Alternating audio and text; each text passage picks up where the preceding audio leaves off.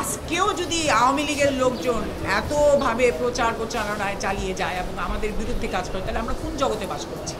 আমি এটার বিচার চাই। আজকে আমার দলের ভাবমূর্তি নষ্ট করার জন্য এই চক্র তো চলছেই, এবং মিথ্যা প্রচার করে কিছু লোকজন আমার বাড়িতে গত 27 তারিখে আক্রমণ করে, এবং যখন আক্রমণ করে তখন অবশ্যই আমি আমার নিরাপত্তার জন্য আমি পুলিশকে ডাকলাম, এবং পুলিশকে ডাকাতে ওনারা আসার আগে তারা আমাকে যেভাবে হয় ভিতরে ঢোকার জন্য চেষ্টা করেছে, এবং আমি ওই ভিডিওগুলা ওনারা রিলিজ করেছেন বলে যে আমি বিএনপির নেত্রী, আমি দখলে যাচ্ছি, মানে আমার দল বিএনপির নাম এবং ভাবমূর্তি নষ্ট করার জন্য ওনারা এই চক্র চালিয়েছে। এটা সম্পূর্ণ মিথ্যা।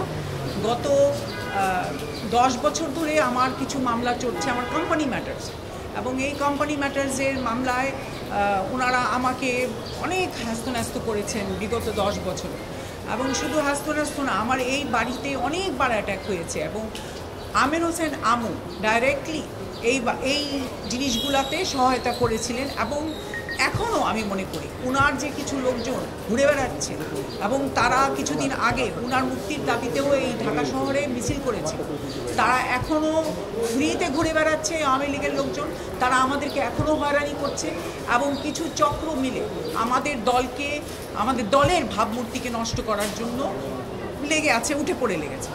আমি বলতে চাই আপনাদের মাধ্যমে যে আমি কোনো অন্যায় করি নাই এবং করব না, আর আমাদের দলের ভাবমূর্তি নষ্ট হবে, আমি এমন কোনো কাজ করব না। আজকে 5ই অগাস্টের পরে কিন্তু প্রায় 1 বছর হয়ে গেল। আমি 1 বছর পর্যন্ত যদি কোনো দখলে না যেতে পারি, তাহলে আমি কেন এখনও দখলে যাব?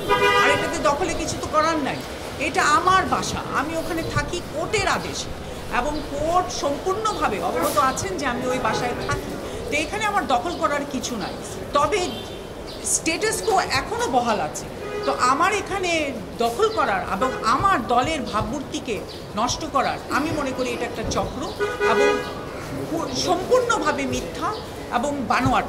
আমি চাই যে আপনাদের মাধ্যমে আইন শৃঙ্খলা বাহিনীকে এবং আমাদের বিজ্ঞ আদালতকে যে ওনারা এটার অবশ্যই একটা পদক্ষেপ নেবেন, এবং যারা এই চক্র চালাচ্ছে তারা তো অনেক টাকা লুটপাট করে বাংলাদেশ থেকে নিয়ে গেছে, এবং ক্যানাডায়, দুবাইতে তারা বহাল তবিয়তে আছে, এবং আমার কোম্পানির টাকা লুটপাট করে তারা নিয়ে এই আজকে বুর্জ খলিফায় অনেকগুলো প্রপার্টিজ, 2টা পাসপোর্ট করে বানানো, এগুলো সব তথ্য আমার কাছে আছে, এবং যারা এই কাজগুলো করছে আমি আশা করি তারা পুলিশ, আইন শৃঙ্খলা বাহিনী ওনাদেরকে অবশ্যই ধরবেন, এবং ধরে আইনের আয়ত্তায় এনে বিচার করবেন। আমি বিচার চাই।